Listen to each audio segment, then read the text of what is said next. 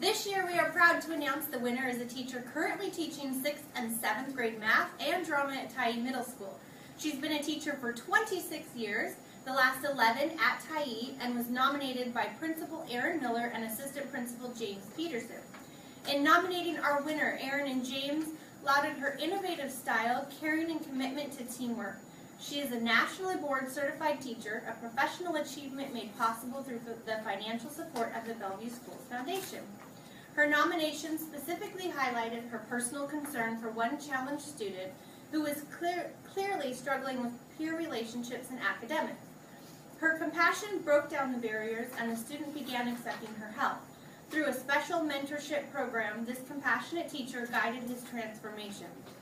Over the course of a year, he moved from being isolated and alone during lunch to having a strong group of friends. His GPA moved from a 2.2 to a 3.5. It is the Rotary Club's distinct honor to present this achievement award and $1,000 to Mary Boettcher, 2012 Teacher of the Year.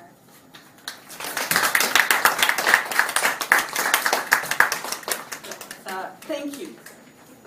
I want to thank all of you for this recognition, though it seems appropriate that this award could go to any middle school teacher.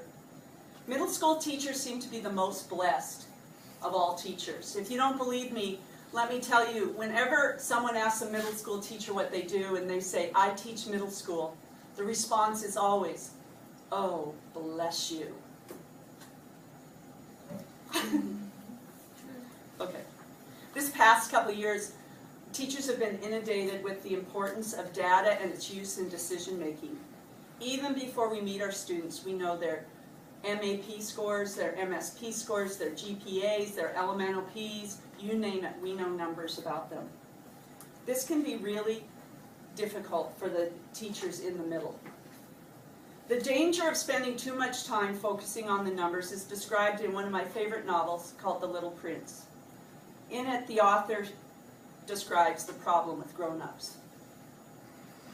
If you tell grown-ups, "I saw a beautiful red house with geraniums in the window and doves on the roof," they can't imagine it at all. But if you say, "I saw a house worth 100,000 francs, then they exclaim, "What a pretty house."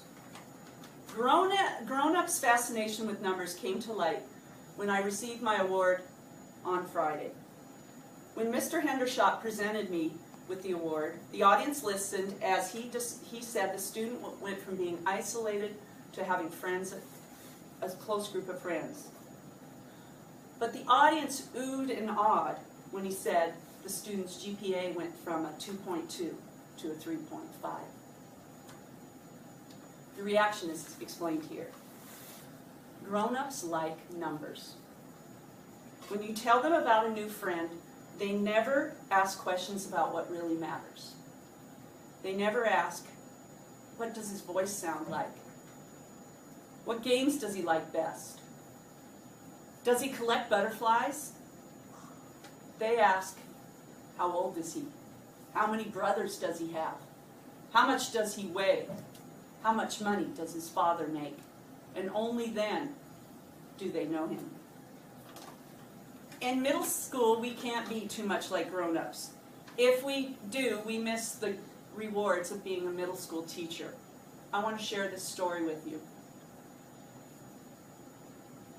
20 years ago, Sean Fraser died of a brain tumor when he was a sophomore in high school. 3 years earlier, I knew him as a humanities. Part 2. We had the kids make their coat of arms using the symbols, colors, and meanings out of that time period. They even added their own motto. You can think of things like, be all you can be, seize the day, live and let live. Sean, like everybody else, made his coat of arms. I can tell you this. I do not remember Sean Fraser's WASL score.